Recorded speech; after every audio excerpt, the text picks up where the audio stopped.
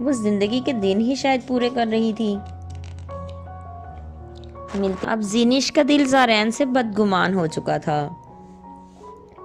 وہ ہر تکلیف کی وجہ سے پریشان رہتی اور اس کا ذمہ دار بھی زارین کو سمجھتی۔ زینش کی ایک بہن ڈاکٹر تھی، وہ اس کا بہت خیال رکھتی، اسے اچھے سے اچھے کپڑے لے کے بھیجتی، لیکن زینش بہت تنگ رہتی، وہ غصے میں بھی رہتی اور چڑچڑی بھی ہو چکی تھی۔ اب زارین سے اس کا بہت جھگڑا ہوتا۔ زینش کے 2 اور بیٹے اور ایک بیٹی تھی۔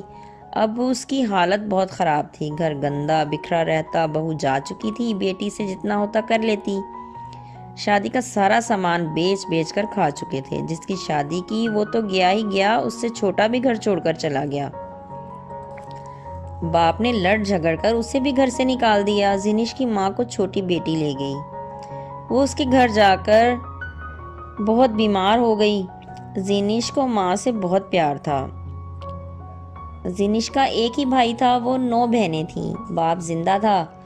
زینش کا گھر بکھرا ہوا تھا، بڑے بیٹے گھر میں نہیں تھے، باپ کی وجہ سے، باقی بچوں کی وجہ سے بھی وہ کہیں نہیں جاتے۔ وہ آتے اور اپنی ماں کو گلی میں مل کر چلے جاتے یا اسے لے جاتے۔ زینش زارین سے بات بھی نہیں کرتی تھی، وہ بد زبانی اتنی کرتا کہ وہ پریشان ہو جاتی۔ لوگ باتیں کرتے، رشتہ دار ملنا چھوڑ چکے تھے، اس کا رویہ ہر کسی کے ساتھ تلخ رہتا۔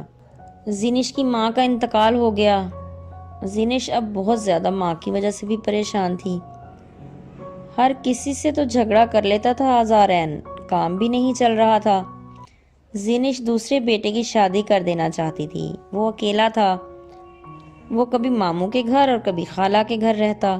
زینش نے کہا تم شادی کر لو اور اپنا گھر بنا لو، وہ کہتا نہیں مجھے نہیں کرنی شادی، وہ راضی نہیں تھا۔ زینش نے بہت زور لگایا، وہ گھر بھی نہیں آتا تھا۔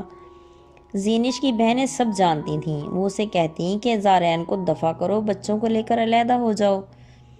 زینش لوگوں کی باتوں سے ڈرتی تھی، اس وجہ سے کوئی فیصلہ نہیں کر پا رہی تھی، لیکن جو لاوا اس کے اندر پک رہا تھا وہ پھوٹنے میں اب تھوڑی دیر ہی تھی۔ زارین نے سب کے ساتھ غلط کیا تھا اور کر رہا تھا۔ زینش کے بڑے بیٹے کی حالت خراب تھی، اسے بخار تھا، وہ ہسپتال میں تھا۔ زینش ہسپتال گئی تو گر گئی، بیٹے کی حالت اس سے دیکھی نہیں گئی، ایک بیڈ پہ وہ اور دوسرے پہ اس کا بیٹا۔ طبیعت سنبھلی تو وہ روئے جا رہی تھی، بیٹے نے دلاسا دیا، آج اس کے دل سے زارین کے لیے بد دعائیں نکل رہی تھیں۔